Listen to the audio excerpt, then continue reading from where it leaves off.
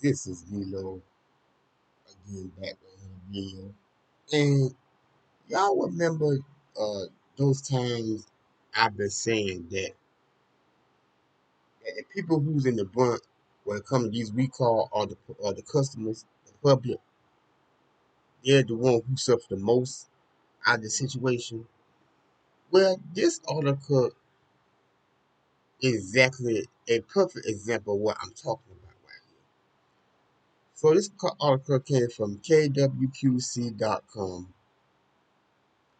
Despite not being on the recall list, a second Akira catch fire with driver behind the wheel. So this fire just all of a sudden happened abruptly. Literally happened abruptly.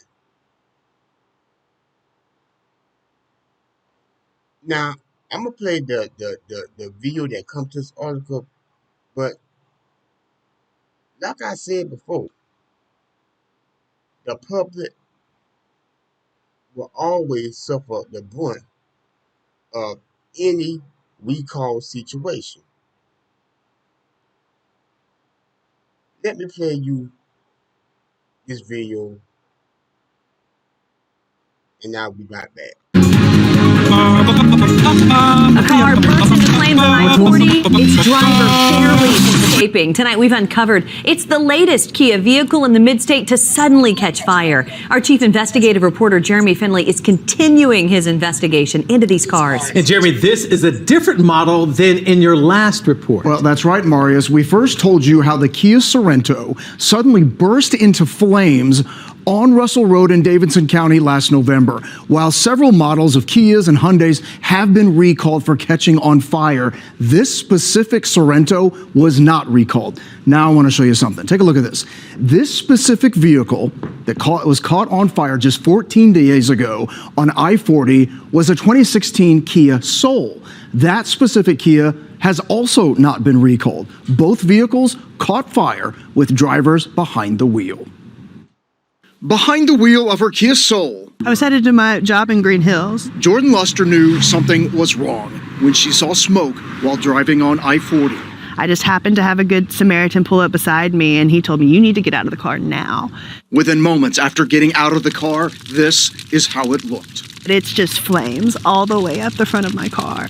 It completely melted out, like, the headlights, the inside. It destroyed the front end of the car. The other thing going through my head is I wanted to make it to the exit. What if I would have still been in the car? Luster is now the second Middle Tennessean to tell WSMV4 Investigates that their Kia caught on fire. But if you look up their VIN numbers, their specific models have not been recalled.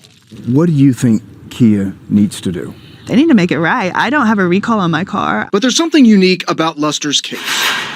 The day before the fire, her check engine light was on. Ben's Auto Service. And Mike McHenry's auto service shop examined it. When you inspected this car, did you find anything wrong that would have caused it to catch on fire? Not at all. And anything that we find, we're going to point it out. Spark plugs were replaced along with an ignition coil, and it went through a fuel injection service. But nothing, McHenry says, that should have caused this. Do you have any idea what you think happened to this car? I have no clue. Something was wrong, and it did not show up at all in an inspection.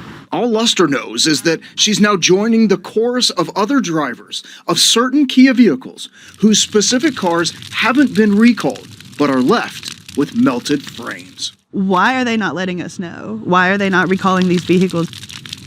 All right, here's another important note. So Jordan drives a 2016 Kia Soul. That model was recalled in 2019 for risk of causing a fire.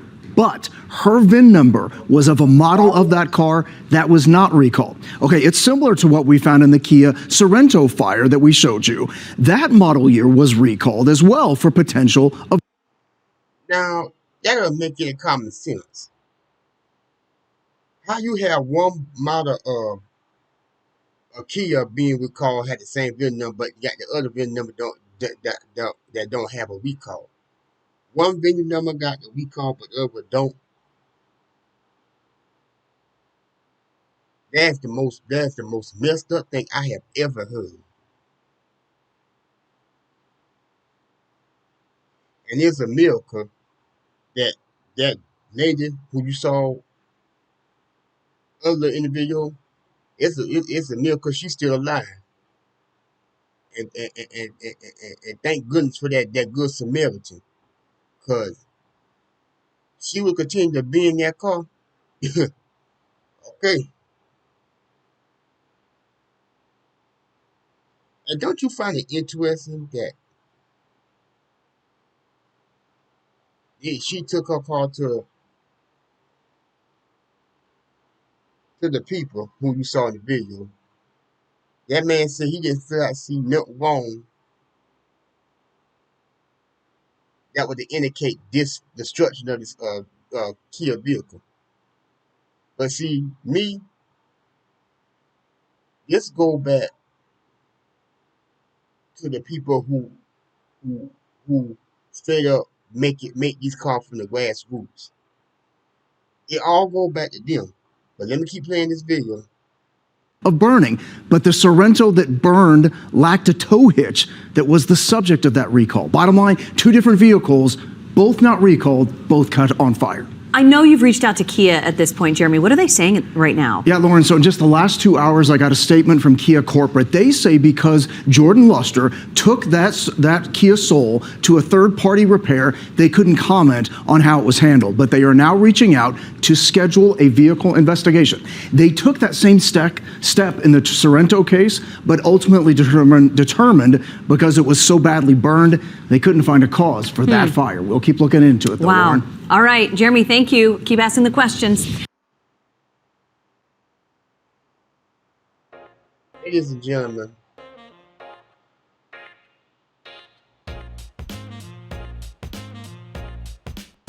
this is an indicator of how foolish these people really are when it comes to these bills. And how foolish they are in handling a situation like this.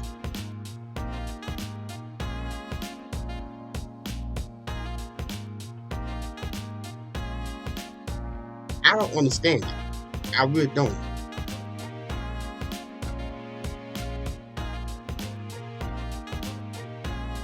It's mind-numbing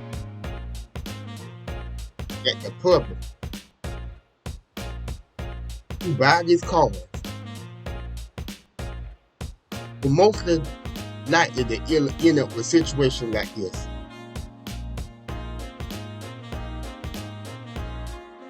You know, somebody need to be held responsible for this.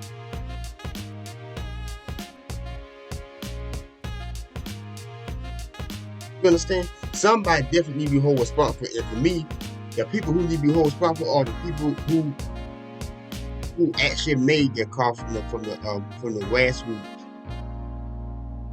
Those people who actually built their car, they need to be held responsible because they don't make any common sense to have this stuff going on like this. And that lady in the video who was driving her Kia, she could have been no longer here. But you see how the consumers, the public, take the major brunt hit when it comes to these situations. See, this is exactly why I'm saying, this is exactly what I'm talking about.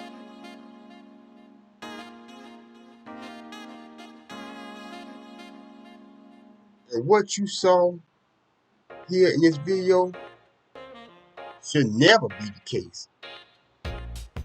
It should never be treated as the norm.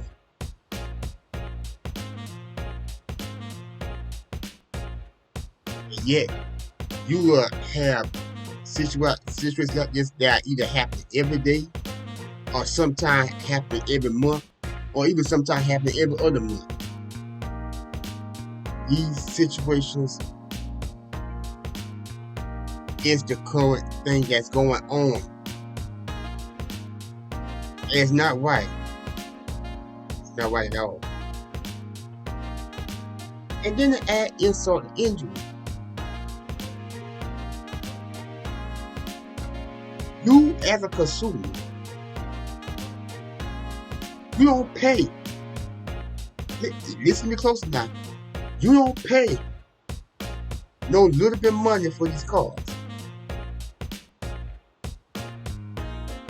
Some of these cars out here are expensive to get, and the ones that are the ones that are expensive to get, this is the end result of it.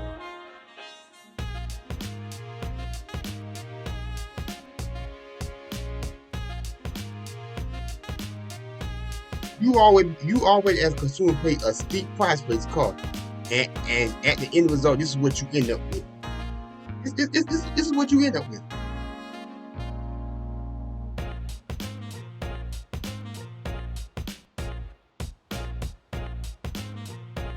I'm sorry, this is right here is highly. It is highly unacceptable.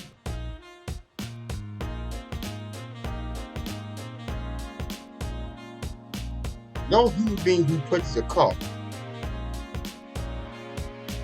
and a brand new car that should be dealing with this.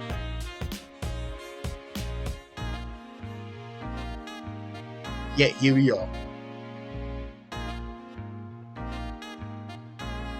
Public and the consumers deal with this on a regular basis. And it is shameful. And it's definitely uncalled for.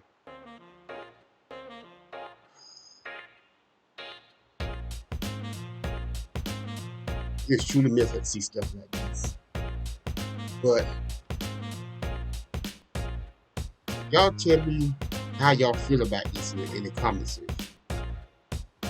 Make sure you ring that notification bell to be notified of a video like this. And now we'll see you guys on my next video. And one more thing before I end this video. This is why I'm glad that I'm starting to see also that lawsuits are slowly cropping up about these vehicles. But stuff like this or something similar to this happen, or any type of unnecessary affordable problem that come up with these cars, lawsuits are slowly starting to crop up, which is a very good thing to see. And I hope more lawsuits come up on the regular. I'm out.